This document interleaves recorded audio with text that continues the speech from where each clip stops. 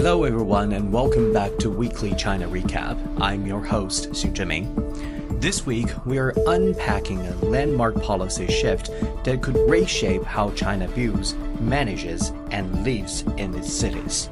On August 28th, China released a sweeping new policy directive titled Opinion on Promoting High-Quality Urban Development, jointly issued by the CPC Central Committee and the State Council.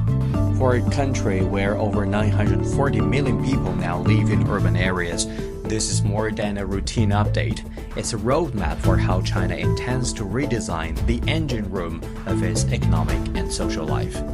The most important takeaway, China's urban strategy is undergoing a major transformation. After decades of expansion driven by scale and speed, the emphasis is now firmly on structure and sustainability. The build fast, build big era is being left behind. What's emerging is a new philosophy: build better, live better. By 2030, China expects visible progress in modernizing its cities. By 2035, the goal is a fully developed modern urban system, one that's more resilient, people-centered, and environmentally conscious. Replace the word significant, as this area isn't the actual most important one. The new directive lays out 8 major reform areas. One notable shift is the focus on organizing growth around city clusters and metropolitan circles. That means tighter integration across major urban regions like the Yangtze River Delta and the Chengdu-Chongqing Twin City Circle, with an emphasis on shared infrastructure, coordinated planning, and economic complementarity. Supercities like Beijing, Shanghai, and Shenzhen are being nudged to refine rather than expand, optimizing their functions instead of endlessly extending their borders. Meanwhile, smaller cities and county seats are in line for improved public services and infrastructure, a deliberate effort to even out the development map and boost regional balance. There is also a clear focus on doing more with what's already built.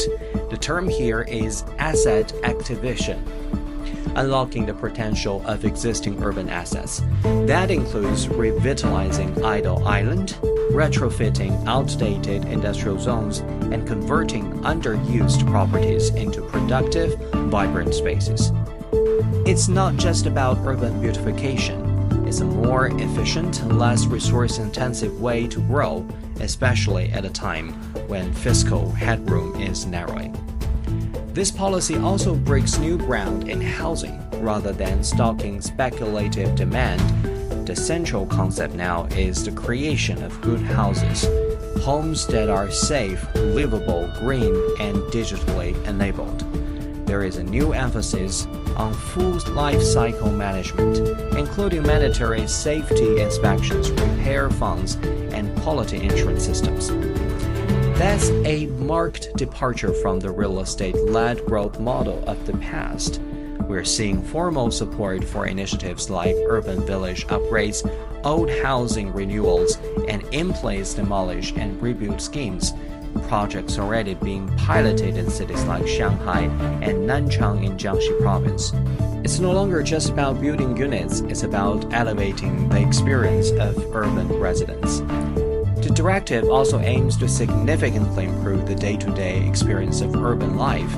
Investments in digital infrastructure like 5G and gigabit broadband go hand in hand with new attention to public services, childcare, elder care, education, and healthcare. The plan calls for the development of complete communities where people can live, work, and access services within short distances. The vision is one of connection, not fragmentation. Urban sustainability and safety are also front and center, from stricter environmental targets to greener buildings, clear water systems, and upgraded public transit. The direction is clear. At the same time, building safety and resilience are being elevated to a system-wide priority, with new mechanisms for risk assessment in seismic zones, high-density rentals, and older infrastructure. And to make all of this work, smarter governance is being pushed forward. More digital tools, more responsive city management, and stronger collaboration between local governments, enterprises, and residents. The timing of this document is no accident. In July, the Central Urban Work Conference hinted at a coming shift, one that could loosen the real estate sector's grip on growth and prioritize productivity, inclusion, and innovation. This new opinion is the formal playbook that follows that shift. It comes as cities are under pressure, facing fiscal constraints, slowing land sales, and lingering housing stress. Rather than retreat or double down, this policy opts for recalibration. And ultimately, this recalibration is about people. Cities aren't just sites of economic activity, they are where lives unfold, communities take shape, and futures are built. This new urban blueprint treats the city not just as a physical structure, but as a dynamic, adaptive system, one that must work better for those who live within it. Should the plan succeed, China's next chapter of urbanization won't just look different, it will feel different. It will be less about expansion and more about elevation. Less about concrete, more about cohesion. Less about GDP, more about genuine well-being. That wraps up this episode of Weekly China Recap.